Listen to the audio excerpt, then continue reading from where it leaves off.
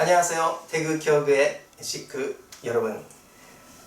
오늘 5월 첫 번째 거룩한 성일입니다. 오늘도 우리 올리브즈와 함께 즐거운 찬양 되십시오.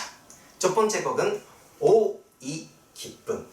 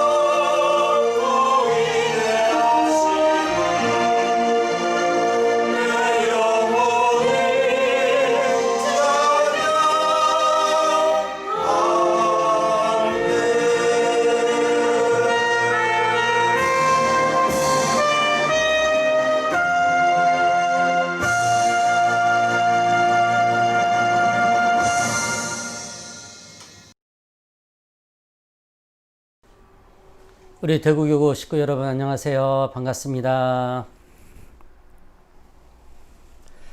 지난주에 이어서 또다시 영상 예배로 만나 뵙게 되었습니다.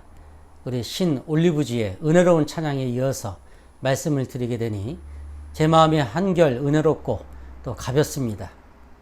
이번 주 말씀도 지난주에 이어서 포스트 코로나19 세계는 어디로? 라는 주제로 말씀을 드리도록 하겠습니다. 세계인의 삶, 또 우리의 일상을 송두리째 바꿔버린 코로나19가 무엇인지 오늘 이 시간을 통해서 조금 깊게 알아보고 섭리적인 대안까지도 찾아나가는 귀한 시간이 되었으면 좋겠습니다. 아시는 것처럼 코로나19의 발단은 2019년 12월 8일 중국 후베이 성에서 시작되었습니다. 금년 1월 11일 중국 우한시에서 이 질병이 사람 간 전염이 없고 의료진에 감염이 없다고 발표를 했지만 사실은 지난 12월 중순부터 사람 간 전염이 있었고 발표 전에는 의료진 7명이 감염된 것이 확인이 되었습니다.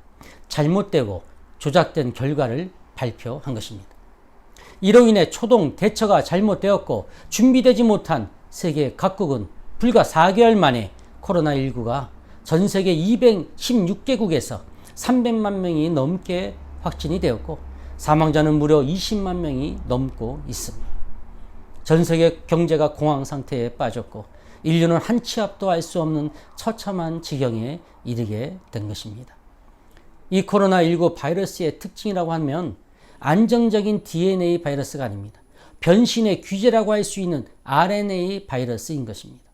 얼마든지 변종 코로나19를 만들어낼 수 있다고 하는 뜻입니다. 전파력도 무려 사스의 1000배 수준이고 무증상 감염자도 많기 때문에 이 바이러스가 무서운 것입니다. 숙주는 쥐토우 박쥐로 추정되고 있습니다. 우리 식구 여러분, 치설 80%의 바이러스와 치설 2%의 바이러스 중에 어떤 것이 인류에게 더 큰 해를 끼치게 되는지 아십니까? 바로 2%의 바이러스입니다. 지난 1918년 전 세계를 휩쓸었던 스페인 독감이 있습니다. 이 스페인 독감은 2.5%의 낮은 치사율을 가지고 있었지만 무려 5천만 명 이상이 사망했습니다. 당시 전 세계 인구 16억 명 중에서 3분의 1인 5억 명이 감염되었습니다. 우리나라도 예외는 아니었습니다. 1918년 매일신보에 나온 기사 중 일부분입니다. 요사이 날마다 20명의 사망자가 생기어 날마다 발인 없는 날이 없고 이 감기에 대한 예방책은 없고 다만 감기에 걸리지 않기만 바라는 바다. 당시 우리 국민 740만 명이 감염되어서 14만 명이 사망에 이른 것입니다. 이렇게 낮은 치사율을 가진 전염병이 더 무서운 것입니다. 이제 21세기 들어서면서 최초의 세계적 유행 팬데믹을 선포한 신종플루의 사례도 그렇습니다. 신종플루는 2009년 2월 멕시코 동부에서 첫 번째 환자가 나왔는데 치사율은 불과 0.5%에 불과했습니다. 그런데 짧은 시간에 미국을 거쳐 전 세계로 확산되었고 한국에서도 76만여 명이 감염되어서 270명이 사망했습니다. 최근에는 완전히 퇴치되었다고 믿었던 홍역이 지난 몇 년간 세계적인 대유행을 타고 있습니다. 2018년부터 전 세계 홍역 감염자 976만 명 중에서 14만 명이 사망했습니다. 우리나라도 동남아 여행이 잦아지면서 젊은 세대들의 홍역 감염이 높아졌고 또 백신 거부로 집단 항체가 저하된 그런 원인도 있습니다. 그래서 21세기 감염병이라고 하는 것은 우리 학자들이 말하기에 사람들이 방심이 만든 결과물이다 하는 것입니다. 하버드대 마크리시치 교수는 코로나19는 1년 안에 전 세계 인구의 40에서 70%를 감염시킬 것이라고 경고했습니다. 존스 호킨스의 아메시 아달랴 박사는 코로나19는 신종플루처럼 계절성 유행병이 될 것이라고 전망했습니다. 이 말은 결국 코로나19의 완전한 종식은 어렵다고 하는 뜻입니다.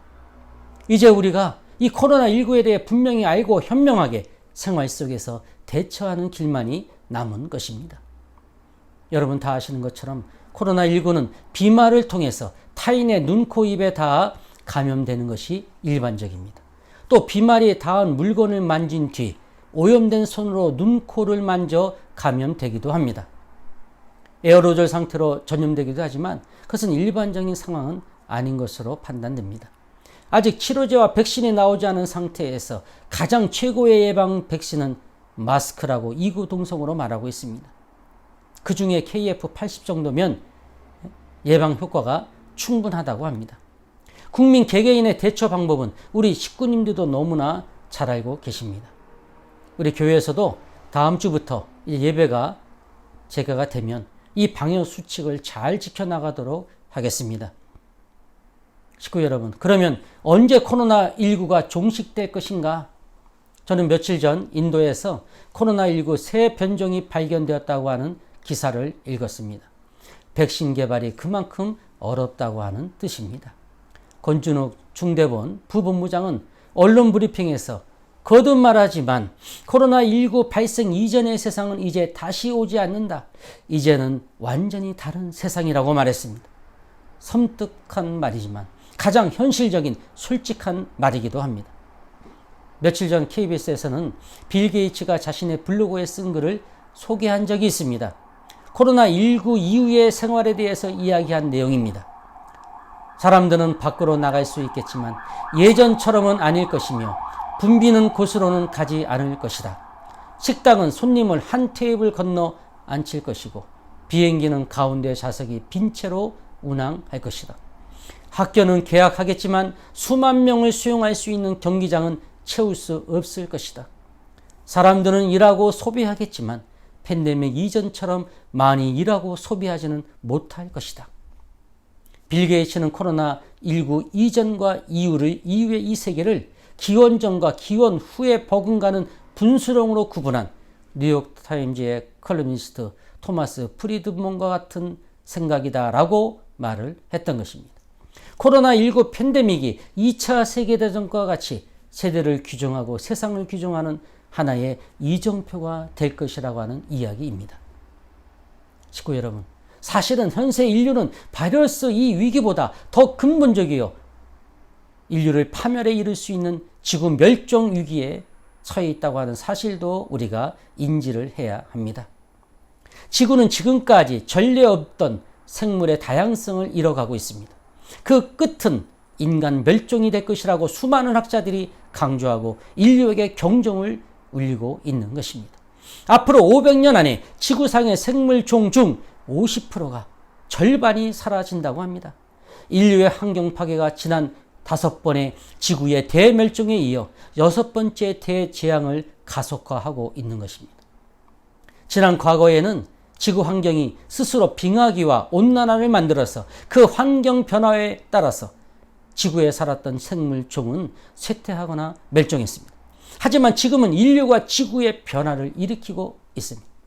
산업혁명으로 대기 중 이산화탄소 농도가 최고 수준에 이르렀고 핵실험으로 땅속에서는 몇백 년 후에도 남아있을 만한 방사성 물질이 묻혀 있는 것입니다.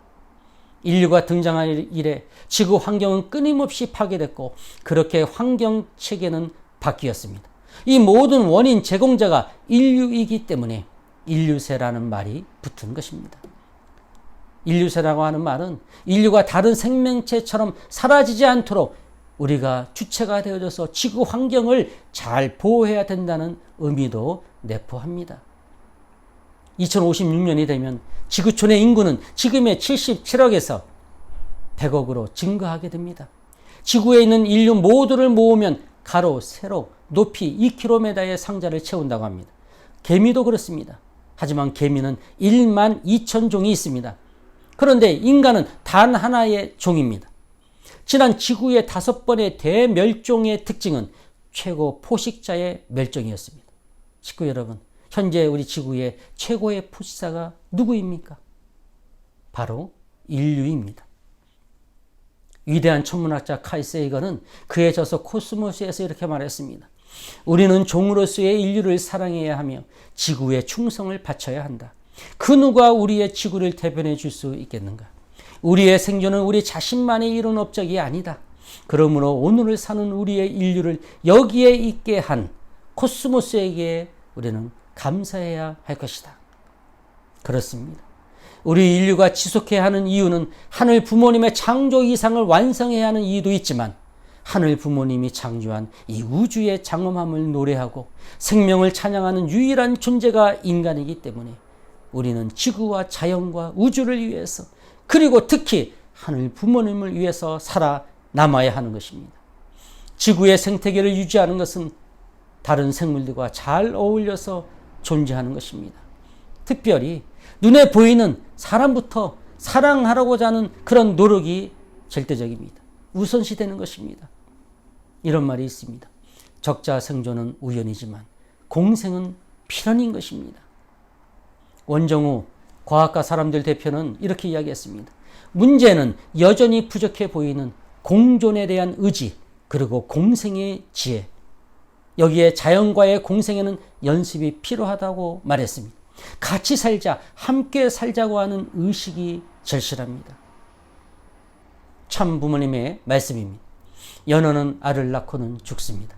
그것을 보면 죽을 날이 정해진 사형수의 입장에서 부부가 사랑하는 것 이상의 사랑을 하는 것입니다. 암놈이 알을 낳게 되면 순놈을 땅을 파서 알을 보호해 줍니다. 그야말로 이상적인 한 쌍입니다. 그리고 알을 낳게 되면 두 놈은 죽습니다. 죽어가는 암놈, 순놈의 모양을 볼 때 선생님은 참으로 큰 충격을 받았습니다. 그 어미의 몸은 새끼들의 먹이가 됩니다. 창조주가 있다면 왜 그렇게 만들었을까요? 그것을 보면 새끼가 얼마나 중요한가를 알 수 있습니다. 사랑이 최고의 것이요. 생명을 버리더라도 사랑과 자식을 위해서 가야 됩니다. 생명보다 사랑이 우선이다라고 하는 이 참부모님의 말씀처럼 모든 문제의 해답은 참사랑, 위하는 사랑에 있습니다. 참사랑, 위하는 사랑의 원천 사상은 바로 부모주의입니다. 부모주의가 공생의 답인 것입니다. 참부모님께서는 일평생 인류를 어떻게 사랑하는지, 어디까지 사랑하는지 그 본보기 노정을 보여주셨습니다. 천성경 1406쪽의 아버님의 말씀입니다. 사랑하는 천일국 시민 여러분, 후천개벽의 시대는 인간 타락으로 잃어버린 창조 본인의 이상세계를 다시 찾아 세우는 시대입니다. 하나님께서 창조해 주신 우주 만상, 즉 자연 환경도 인간의 삶을 풍요롭게 만들어 주는 데는 절대 필요한 조건입니다. 인간과 자연은 사랑의 주체와 관리의 대상으로서 서로 조화 속에서 공명권을 이루어 살게 되어 있습니다. 자연을 파괴하고 환경을 오염시키는 행위를 더 이상 방치하거나 용납해서는 안 될 것입니다. 환경을 보호하고 사랑할 줄 아는 지혜로운 천일국 시민이 되십시오. 자연으로 돌아가서 해방과 석방의 삶을 즐기십시오. 자연을 사랑하는 것은 곧 인간을 사랑하는 것이며 더 나아가서는 하나님을 사랑하는 것입니다. 여러분의 삶이 자연과 공명권을 이루어 살게 될 때 그 속에서 인격 완성의 꽃을 피우게 될 것입니다. 그 속에서 진정한 심정문화와 예술세계의 꽃을 피우고 창조 본성을 중심 삼고 신과 인간 그리고 만물이 한데 어울러 사는 창조 본연의 에덴 동산이 될 것입니다. 이런 참사랑의 삶을 실천하는 천일국 백성들에게 어찌 하늘이 크신 복을 내리지 않을 수 있겠습니까? 영영 세세토록 복락을 누리며 살게 될 것입니다. 어머니께서 지난 2016년 7월 20일 천정루에서 이렇게 말씀하셨습니다. 우리는 태초에 하늘 부모님께서 소원하셨던 환경을 찾아 드려야 됩니다. 오늘날 전 세계적으로 벌어지고 있는 환경 문제로 이 지구가 열병을 앓고 있습니다. 그렇기 때문에 나는 건강한 지구를 만들고 지킬 것입니다. 또 인간들에게 참 영양소를 공급할 수 있는 자연 환경을 만들 것입니다. 하나님이 창조하신 피조 세계를 원상으로 복귀시키기 위해서는 많은 노력이 필요합니다. 과학적인 방법을 통해서 해결할 수 있는 길을 내가 인류 앞에 보여주겠다는 것입니다. 건강하게 인류가 살 수 있는 길을 제시할 것입니다. 하나님이 바라시고 인류가 소원하는 하늘 부모님 아래 인류 한 가족이 가능하다는 것을 과학의 힘을 통해서 내가 보여주려고 합니다. 결국 인간과 자연 환경과 동식물을 대하는 우리 인간의 의식 변화가 필요하다는 말씀입니다. 인간과 만물은 상호 유기적인 생명 공동체적인 관계입니다. 원리강론 48쪽에 인간은 만물의 구조, 요소, 그리고 소성이 동일한 내용과 기능으로 되어 있어서 동물의 소리를 낼 수 있는 발성기의 성능을 갖고 있고 피조물의 형, 선, 미도 갖추고 있어 화가가 인간의 나체를 모델로 하여 화법을 연마하는 것이다 라고 쓰여져 있습니다. 주관자 인간과 피주관자 만물이 동질동여서 동구조로 되어 있어서 상관관계, 주관관계를 맺을 수 있는 것입니다. 원리강론 39쪽의 말씀입니다. 우주를 구성하고 있는 천태만상의 존재들은 쌍쌍제도로 상대와 더불어 존재하면서 더 높은 사랑의 차원에 기어 흡수되므로 사랑의 상승, 융화의 원리에 따라 거대한 사랑의 유기체를 형성하는 것이다. 동물과 식물은 인간과 더불어 유기적인 생명 공동체를 형성하는 것이다. 그리고 인간은 하나님과 영인체, 영인체와 육신이 종적인 수직관계를 맺고 남성과 여성이 횡적인 수평관계를 맺음으로 종횡, 직평의 입체적인 생존을 하면서 조화, 상생, 상화, 공생하는 우주의 한몸 공동체, 하나님의 한몸 공동체를 이루는 것이다. 하나님과 인간의 관계 확대로 가정, 사회, 민족, 국가, 세계, 천주와 더불어 4차원의 입체적인 수수작용, 원형운동, 구형운동으로 진전되면서 입체적인 구형운동의 회로가 다각도, 다방향, 다속도, 다양한 힘의 정도 등 다양한 입체운동으로 신비의 신비를 더하고 오묘의 오묘를 더하며 입체적인 행복의 오케스트라를 향유하게 되는 것이다. 이 말씀이 진리입니다. 어머니께서는 지난 4월 1일 하늘 부모님 교단을 선포하셨습니다. 하나님과 인간은 한 몸 공동체입니다. 이 혁명적인 하늘 부모님에 대한 신관이 이 시대에 자리 잡을 때 항구적인 세계 평화가 오는 것이며 하늘 부모님의 뜻이 땅에 성취되는 것입니다. 이 한날을 바라보시며 오늘도 정성 들이고 계신 영계에 계신 참 아버님과 지상의 참 어머님과 우리가 하나 될 때 우리는 승리할 수 있습니다. 그날이 가까워오고 있는 것입니다. 우리 대구교구 식구 여러분, 이렇게 전 세계적으로 모든 인류가 많은 어려움을 당하고 있습니다. 이 어려움이 당하고 있을 때 우리가 그래도 하늘 부모님 중심으로 지혜롭게 공생, 공존의 길을 개척해 나가고 있는 것입니다. 우리 대구 모든 식구님들께 진심으로 감사의 말씀을 드립니다. 통일가의 식구로 혹은 다문화 가정으로 훈독가정 교회장으로 신종종 메시아로 우리가 감당해야 할 섭리의 무거운 짐을 벗어놓고 싶을 때도 있었습니다. 하지만 우리는 이 뜯기를 피해갈 수 없는, 돌아갈 수 없는 하늘의 부름을 받은, 천명을 받은 축복 가정 드립니다. 일평생 생사의 많은 기로에 섰던 참 부모님, 하늘 부모님을 향해서 절대 중요 효정의 도리를 다하셨습니다. 그런 참 부모님의 생애 노정을 우리의 삶으로, 우리의 신앙으로, 우리의 믿음으로 전승시켜 나가는 우리 대구교구 식구님들이 되시기를 축원합니다. 어머니께서는 비전 2020을 넘어서 이제 2027을 선포하셨습니다. 2027년이 되면 어머님의 연세가 85세가 되십니다. 감히 누가 이 길을 마다하겠습니까? 감히 누가 힘들다고 좀 쉬어갈 수가 있겠습니까? 인류가 한 번도 가보지 못한 복귀의 길, 완성의 길을 걸어가고 있는 우리는 축복된 사람들입니다. 함께 격려하고 어깨동무하고 끝까지 참 부모님의 옷자락 한 자락이라도 붙들고 이 뜻길에서 살아남겠다고 매일매일 결의를 다지는 우리가 됩시다.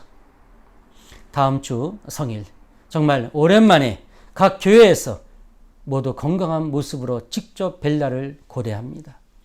가족과 함께하는 은혜로운 성일 되시기 바랍니다. 마치겠습니다. 감사합니다.